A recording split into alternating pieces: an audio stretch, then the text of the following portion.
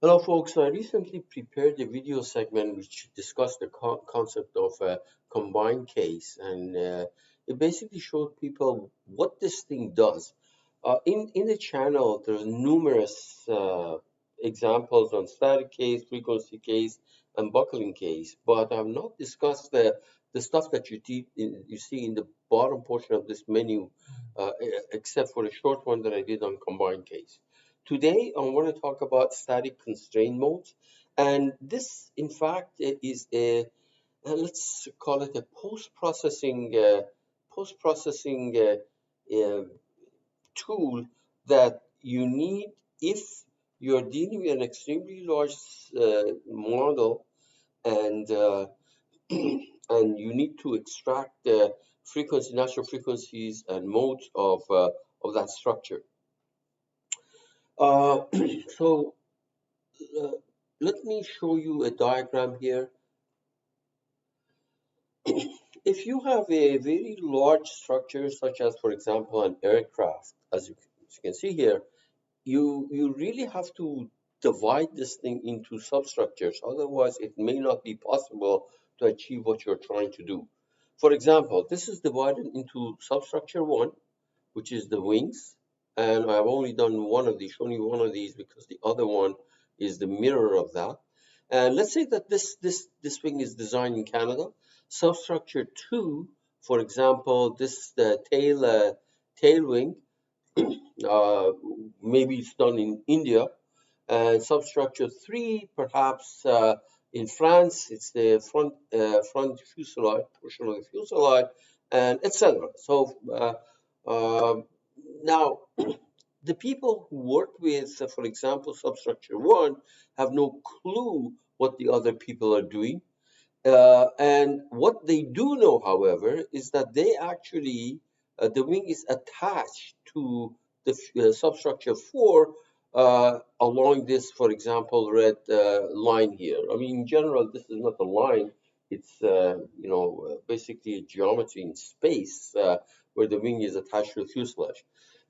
Okay, so the whole idea is if you're interested in the natural frequencies of this airplane, uh, some of them, the lower one, then what you need to do is people who work on this thing, for example, in Canada, they can create a geometry here and uh,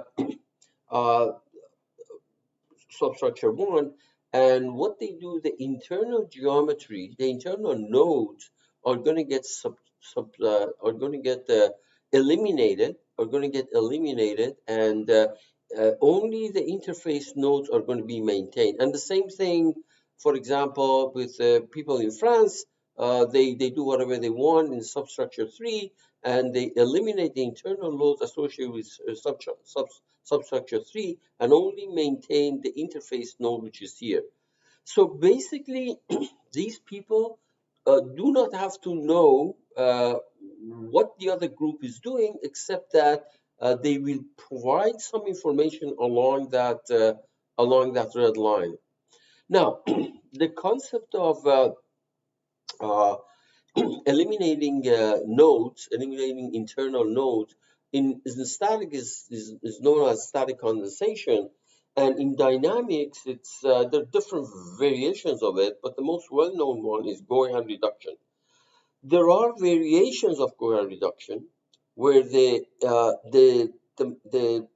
maintain node or the master nodes are picked very specifically. For example, we know that there's no reason to keep any of these nodes when it comes to communicating our results to another group. Okay, now this was known as Craig-Brampton reduction, about 50 introduced maybe 50, 60 years ago. 60 years ago, and there is a more modern version of that called component mode synthesis, which none of these things that you see here are actually used in CATIA. However, the idea is that you provide the information needed, for example, to do Craig-Brampton reduction or component mode synthesis, to another software which actually collects that information and proceeds with uh, putting it together and eventually eventually extracting the modes along the interfaces, frequencies along the interfaces, and having access to this information that's being generated. For example, in our case, this static constraint mode is needed in order to be able to put these things together and uh, do extraction of the entire structure. Now, uh, the example that I'm going to show you is not really any particular meaningful dimension, that has any meaningful dimension. I just want to show you how the process works. Now, if you go, by the way, to CATIA documentation, you don't see much there, but there are, CATIA, remember, CATIA's FEA is the stripped down version of the Alfini structure analysis program. Now, if you look at some tutorials that were prepared for Elfini, you will see diagrams of this type, which really doesn't explain much. It doesn't tell you what exactly is happening here. It says insert a static constraint mode. Okay, we know that. And then select the constraint, etc. Now, by the way, what the people who are working on substructure one have to do is uh, this model they create in CATIA, they don't have to worry about any other aspects of the structure. Only they're working with this piece, okay? So what they need to do is to create, for component mode synthesis, or essentially for Craig-Brampton method, they have to give it the structural mode or natural frequencies of the wing where this end is fixed. Now we know that this end is not fixed, it's attached to the fuselage, and everything actually moves and everything deforms. But what they need to do in order to use these methods, they have to assume that this end is completely fixed, clamped. So they export their natural frequencies and mode shapes of this wing when this is completely fixed, along with some additional information, and that additional information is what uh, uh, static constrained modes are. In other words, you ask it to be created and exported as a file, Excel file, where along this line, for example, there may be, uh, let's hypothetically say there's 100 nodes along this line, 100 nodes, okay? 100 nodes, each node has 6 degrees of freedom, so that's 600 nodes. So what static constraint mode menu does is that it takes the number of degrees of freedom that are associated with this line, 100 node times 600 node. Now, what it does is that one by one, it changes the value of the degree of freedom to 1. Everything else is maintained at 0, okay? And creates that particular shape of the deflection of the beam, okay, and at every node for this wing, and records it and provides it later on as an Excel file to another program which actually can collect this information and does what uh, Craig Brampton is supposed to do, or component mode synthesis is supposed to do. So let me go ahead and show you, for a completely fictitious wing, what we need to do. So here on this face, I'm going to draw something that looks like my wing. For example, right there. Okay, something that looks like that, right? Okay. Oops. There. Exit. Let's do a surface through this. So fill it. All right. Good. And let us put some material on it. Metal, metal, aluminum on that part. Okay. All right. And that's pretty much it. So we now uh, switch to analysis and simulation and generative structure analysis. And what you want to do is, you remember, we have to clamp that complete left edge, okay, and then do a mode extraction through a natural frequency extraction for that wing. Now, by the way, so I'm going to do frequency analysis first, okay? All right. Now let's put a thickness on this. I'm doing this thing for the case of a beam, but whatever I do can be applied to. Sorry, I meant a shell, okay? But or surface. Whatever I do can be done for solids or beam elements. So let's mesh this thing right there. You mesh it with yeah. So let me put some point 3 here, for example. Okay, and let's put a thickness on it. This is a fictitious dimension, so I don't even know what the dimension of this wing was, but the thickness of it, I'm going to assume is 0.1. So let's look at our mesh. The wing is modeled with these elements. There we are. Change the rendering to show me with edges. Okay, that is the wing. Okay, so that's this piece basically. Okay, now let me deactivate the mesh. Okay, hide this sketch that I had. Good. Now this root of the wing is clamped right there. All right. And now we can do extract the frequencies, natural frequency and mode shapes of the structure of the swing. Now remember, in real life, this is not completely fixed.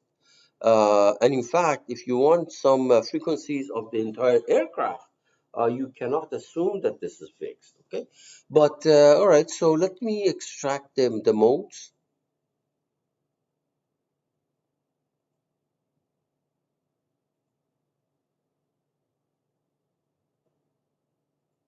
I'm going to extract the first 10 modes, but you can ask it to be more than that. And you know how to do that. To make it more, you put the cursor there, right click and definition. See that? It tells you that you can extract more. But for now, I just leave it. Now notice that the two methods that are available are iterative subspace and line shows, and none of these require this reduction method. We're doing this thing because we want to export it to some other package. So look at the deflection. These are the vibration modes and the associated frequencies. So let me first get the shape here nicely. There we are.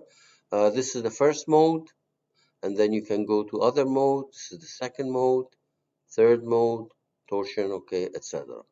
All right, now, so for example, suppose that these things are to be exported to another package, and this has right now it has nothing to do with this static constraint model. We haven't used this thing. All we did was the frequency case. Okay, so would you put the cursor on this thing that you generated? Right click, export. Where do you want to put it? I want to take it to some location with some name, so I'll call it run 1.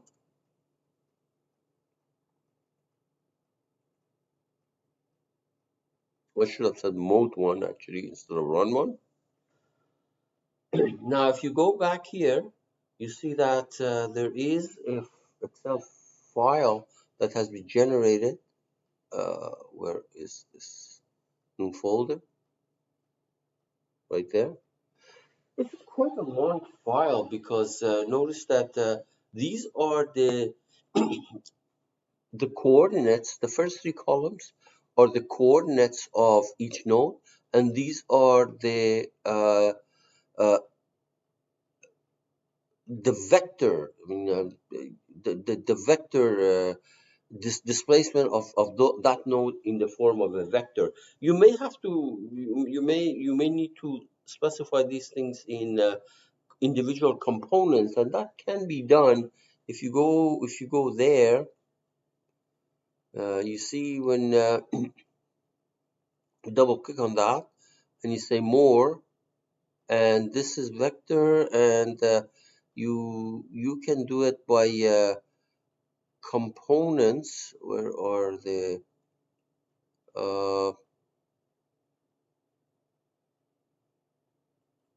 let me see for a second.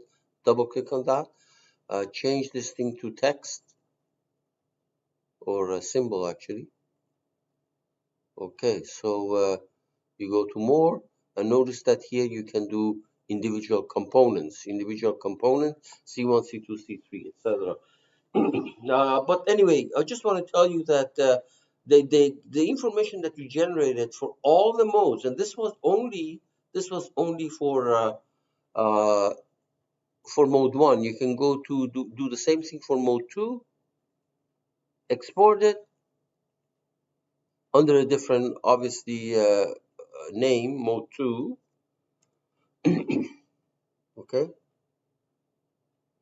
So as many modes that you have extracted, you should take the mode shapes and uh, send it to some, for example, files such as Excel, and keep all of these. Okay, this is a lot of work, but eventually it's going to go into that other program that's going to need it. Now, what about this business of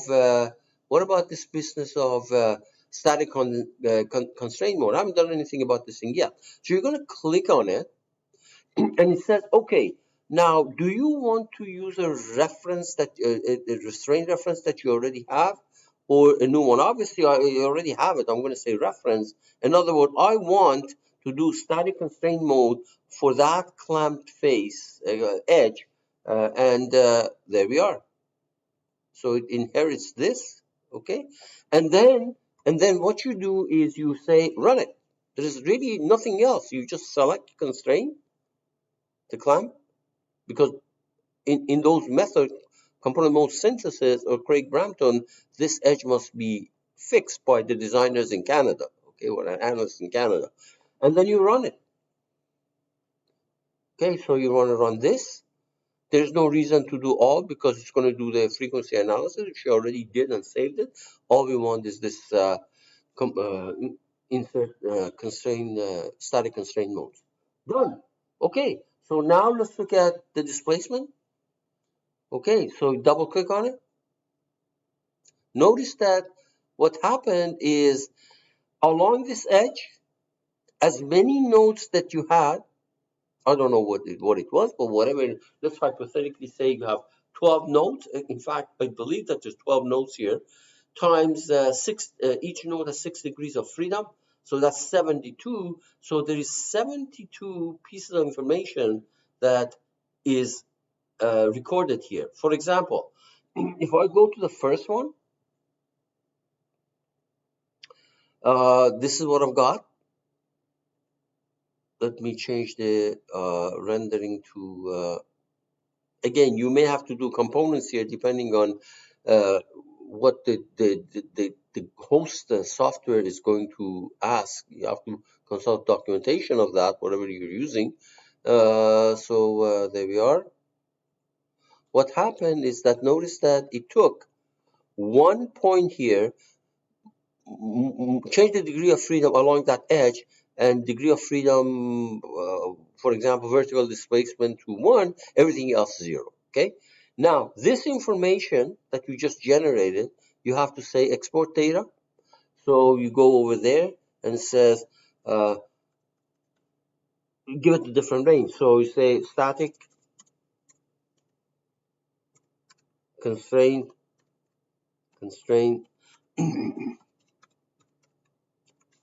mode, constraint mode 1. Okay, good.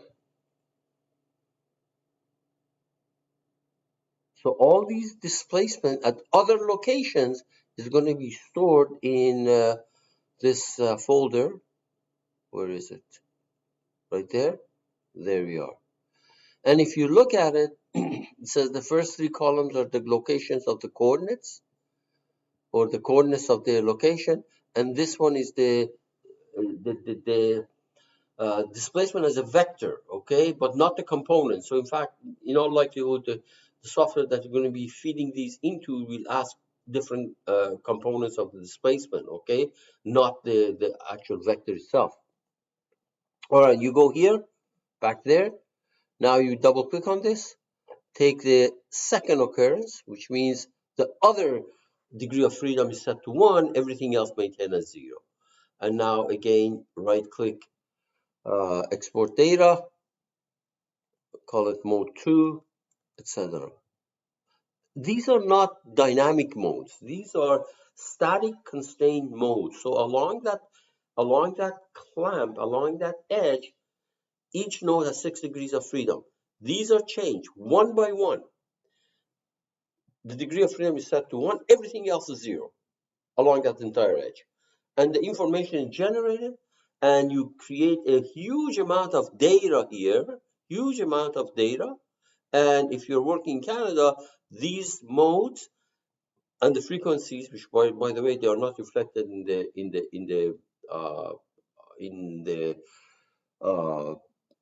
actual Excel file. You may actually want to give these names as, instead of saying mode 1, mode 2, say frequencies, okay? Frequency of 13 hertz or 15 hertz or 1,000 hertz. And then you take all of this stuff and give it to a package that is capable of doing Craig Brampton post-processing and or component mode synthesis. Let me tell you something. There is no physical intuition in these algorithms. Okay, they're strictly mathematical and they work. And basically, it's a bunch of matrix multiplication and inversion and things like that. So that is what this guy is doing. If you're not going to be worried about extracting modes of natural frequency modes of a large structure, you don't have to worry about this. And it has nothing to, you don't have to worry. However, my experience has been that every time that I said, I don't have to worry about it, a few weeks later, I'm faced with a project that actually it's really required. I hope that I have shed some light on particularly these two. When I have time, I will do these next three that are here. Already harmonic dynamic response case and transient response case, there are video tutorials on it, so we don't have to worry. The ones that we're missing are these 5. Now we have taken care of 2. The other 3, which are also post-processing, are going to be hopefully done in the near future. Good luck.